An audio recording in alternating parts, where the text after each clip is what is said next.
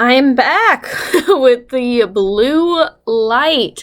I will never, I think, figure out with 2 weeks in this place why the afternoon looks so. Maybe if I pull the shades, no change. But you know what? That is okay because I feel like the blue is actually accidentally on theme because the past few videos I've done have been really down. And the last one I filmed this morning, so it's not like I've gone through an incredible personality change. You know, I'm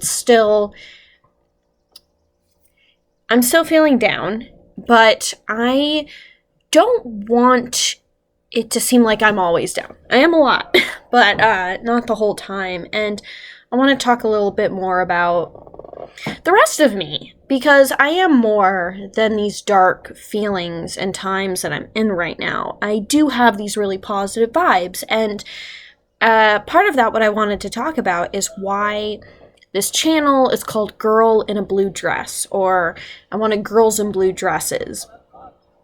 And that wasn't random, and it's not, to me, because I have a couple dresses that are blue or have blue patterns, but I don't regularly wear blue dresses. So why is it called Girl in a Blue Dress?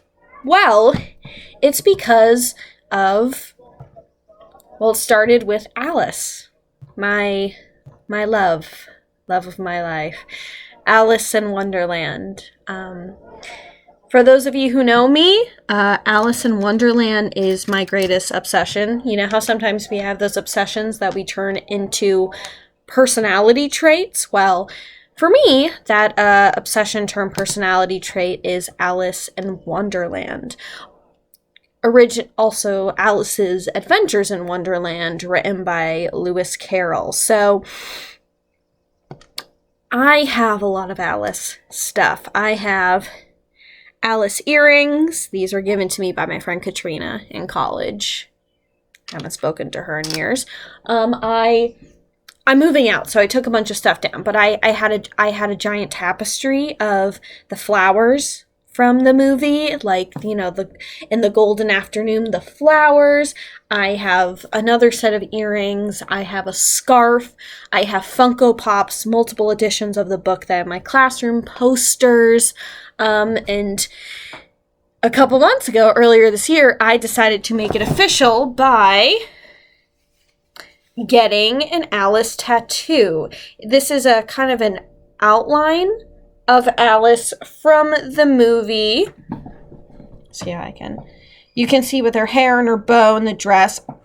I get really insecure because when I go like this, it warps and I feel like it looks stupid. So please tell me if it looks stupid, because I love the tattoo, but I'm like, was this placement a bad idea? And obviously I can't change it. So if you think it looks bad, don't tell me. But it is something that is so much a part of my life that I felt this is my first tattoo. I wanted to make it permanently a part of my body, and I did. So I've always loved the movie and everything, and ultimately this culminated in senior year of college. I'm an English major, and when you're an English major, your final thesis is you pick a novel and you write your thesis essay, which is like 20 plus pages about a given text. And obviously I sat down with my advisor and I was like, I love this movie, but I want to know more about the book.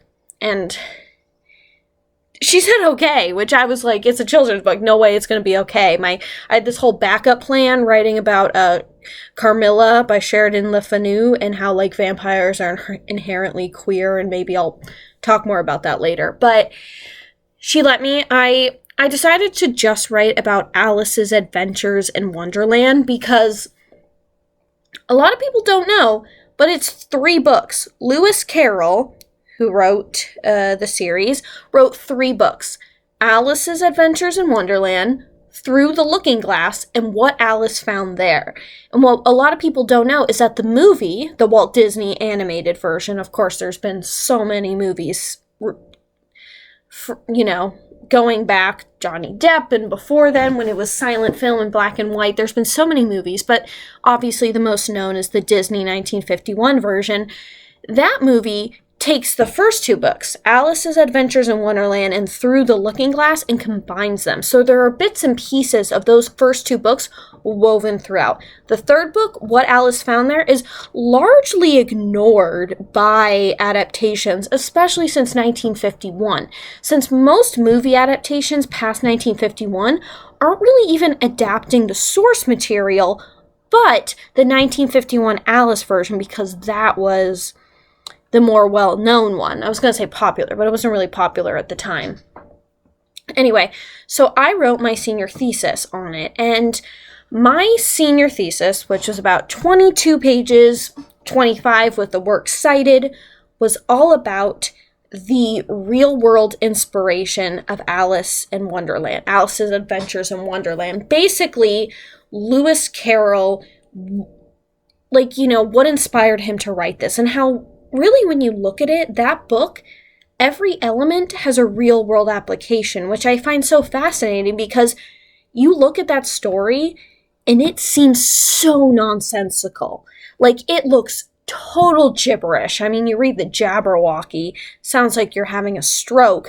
But really, for a story that seems like nonsense, it is actually so based in reality. And I think to do that, to base something so in reality but come off so unrealistic is a feat that is beautiful that Lewis Carroll was able to do. One second.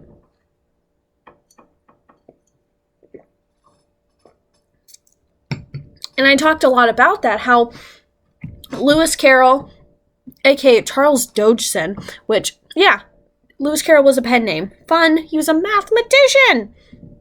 I could recite my senior thesis, but I don't want to get too into that because I could easily get into that, but I won't. But anyway, I wrote that and I got an A, which it was one of the best days of my life to get an A on that. And Alice in Wonderland, Alice's Adventures in Wonderland, I just say Alice in Wonderland to refer to it because it's easier. And that has been such a part of my life. Again, like I said, I made it a permanent part of my body. But the thing that we don't realize is Alice was kind of the first in a subgenre of girls in blue dresses.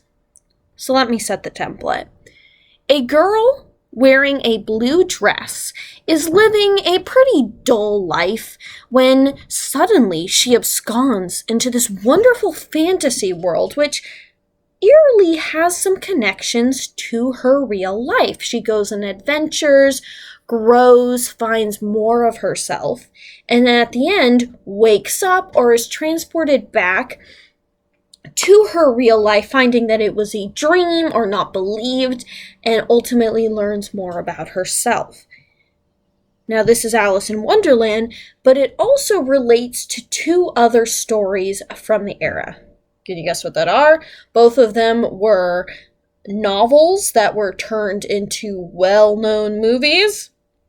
The others being, of course, The Wizard of Oz and Dorothy Gale, and Peter Pan and Wendy, Dorothy and Wendy, also being girls in a blue dress who go to a fantasy world. So while Alice is, of course, my favorite, Girls in Blue Dresses, I think, really represents that idea of going somewhere. And before Alice, I was actually a Wizard of Oz fan. I had a poster. I was Dorothy for a couple of years in Halloween, so never really had a Peter Pan and Wendy interest.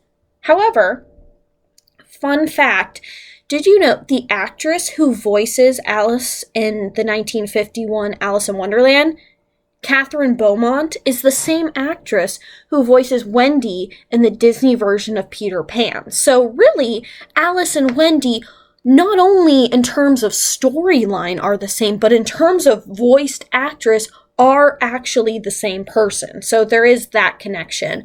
Catherine Beaumont, love her. But yeah, there's this idea of like a girl going to this fantasy world, and I've often been asked why I like Alice as much as I do. I am so obsessed with it, and I don't know.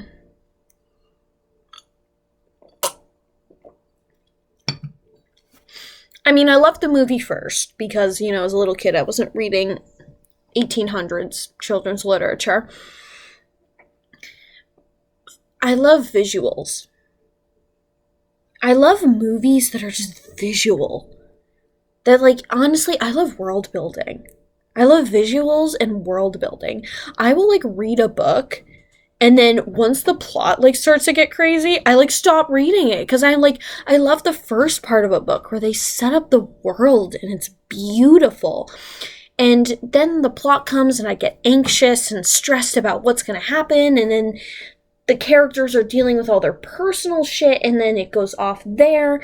But I love setting up a world and just exploring it, seeing how it works, the history in it all. And I think that's why I love Alice in Wonderland, because that movie and book, there's not much of a plot. Like, it's not even I want to go home. Like, The Wizard of Oz kind of does have a concrete plot. Dorothy's trying to get home, and a bunch of crazy shit happens on top of it, meaning the Scarecrow and the Lion and the Tin Man, but there is a goal. Alice isn't even trying to get home. Like, you read that book, and she's just kind of going with the flow. Like, she wakes up, but she's never like, I have to get home. She just goes from one place to another and grows this world, this land that she is a part of. It is pure world building with minimal plot, but that doesn't mean it's devoid of meaning. And to me, that's what's beautiful. It's that it is this aimless journey that still has depth. And again, I could go on for so long to talk about it, but I won't. But it's crazy. Like, this world and this depth is insane.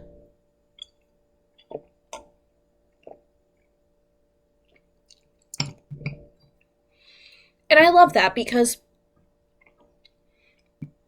the one, I love reading into it. 2, I love world building. And 3, just the idea of going somewhere, because it's not just the going somewhere, but it's the fact that they come back and learn. Alice going to Wonderland learns about growing up. Dorothy going to Oz learns about appreciating home. Wendy, going to Neverland, learns about the power of growing up. All of these girls in blue dresses, they're not meant to stay in these worlds. Alice can't stay in Wonderland forever. She is not meant to be there. Dorothy and Wendy, the same.